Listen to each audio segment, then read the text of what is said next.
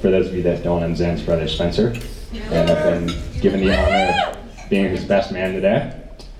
So I want to start off by thanking everyone for coming today. I know everyone made some pretty big sacrifices to be here, and I know that means a lot to Zan and Call. And on behalf of the entire Morgan family, I also would like to extend a hearty welcome to our other half, the Birminghams. We look forward to getting to know you better.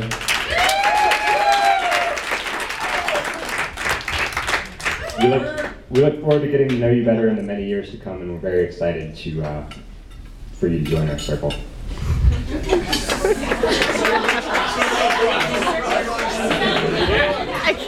And if you feel a bit scared or overwhelmed by that, you probably should be. Yep. I would be too if I were you. So my speech today is going to consist of three main parts. In the first piece, I'm going to publicly ridicule Zan and Call, make fun of them a little bit, kind of beat them to the ground. In the second part, I'll try to raise their spirits a little bit, kind of give them some compliments and talk about how they're influential to me. And then in the last part, I'm going to offer some words of wisdom and give them a little advice going forward. Stash is coming off. Tried to be like father, like son, but sorry. So, part number one, the fun part. When I was trying to think about topics that are somewhat unique to Zan and Call, one of the things that struck me was that they've been dating for a really long period of time. Like a decade. So I decided to compile a list of the top 5 things that have happened since Zan and Call started dating. Number 5. When Zan and Colleen started dating, most of you were still using CD players. Apple was still on their first generation iPod at the time. It had 5 gigabytes of memory, it weighed 6 pounds, and was roughly 12 inches thick.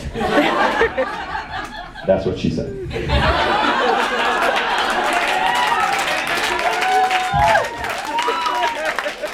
Enough?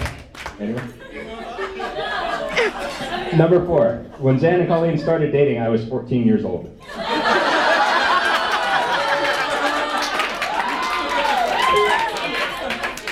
I was 5'4" and I weighed 118 pounds. For those of you trying to do the math in your head, I've roughly quadrupled in size.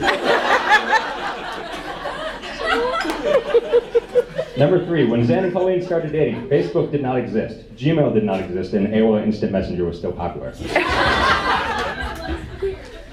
Number 2, when Zan and Colleen started dating, no one had heard of the Black Eyed Peas, 50 Cent, Kanye West, Lady Gaga, Katy Perry, or Justin Bieber. Justin Bieber was 7 years old.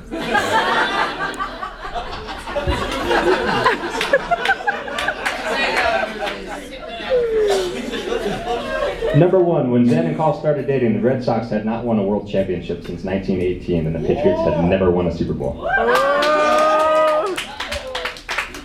Now that Zan and Call feel really old and depressed, it's time for part 2 of my speech where I'll try to kind of build their spirits back up again. Today is a special day for everyone here, but it's extra special for me because it's the day that I get to see 2 of the most influential people in my life celebrate their love for each other and agree not to ever have fun again for the rest of their lives.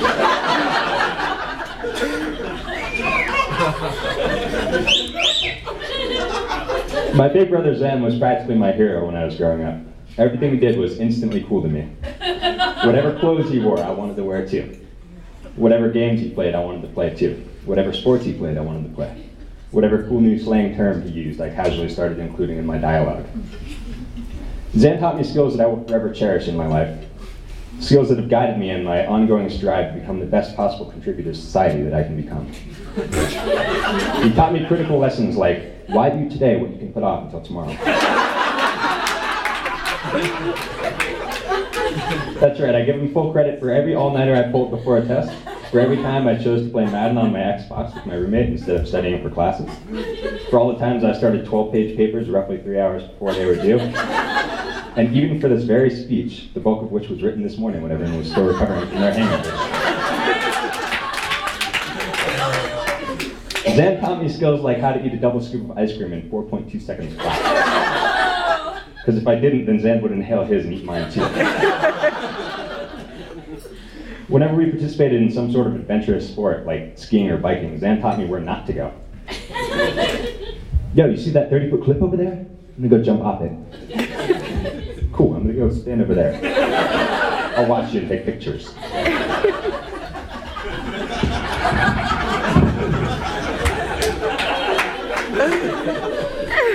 And as for Colleen, you know, you may have entered my life a little later than Zan, but make no mistake, your impact has been just as significant.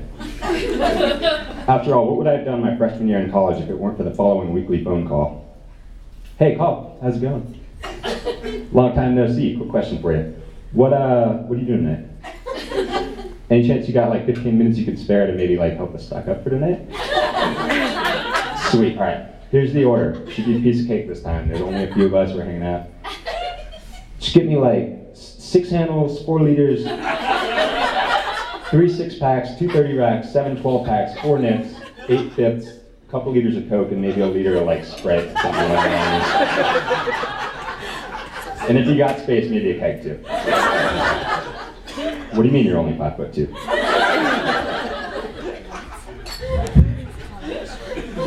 So now that Zan and Colleen are feeling a little better about themselves, I can move on to the final part of my speech, where I offer them words of wisdom.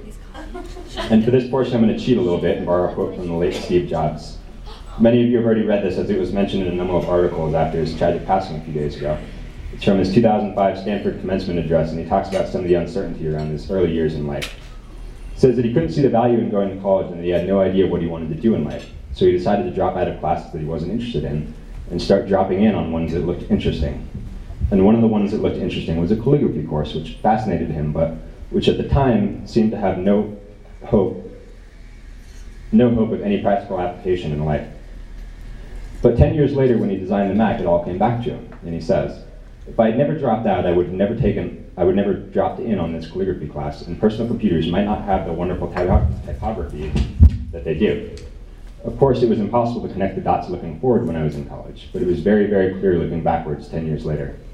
Again, you cannot connect the dots looking forward. You can only connect them looking backwards. So you have to trust in something. Your gut, destiny, life, karma, whatever. This approach has never let me down and has made all the difference in my life. So with that, I would like to propose a toast to the many, many, many, many, many, many dots that Zan and Colleen have already connected. But more importantly, to the many dots they will connect to the future. We love you both very much, and we wish you happiness, health, and prosperity throughout the rest of your marriage. Yeah.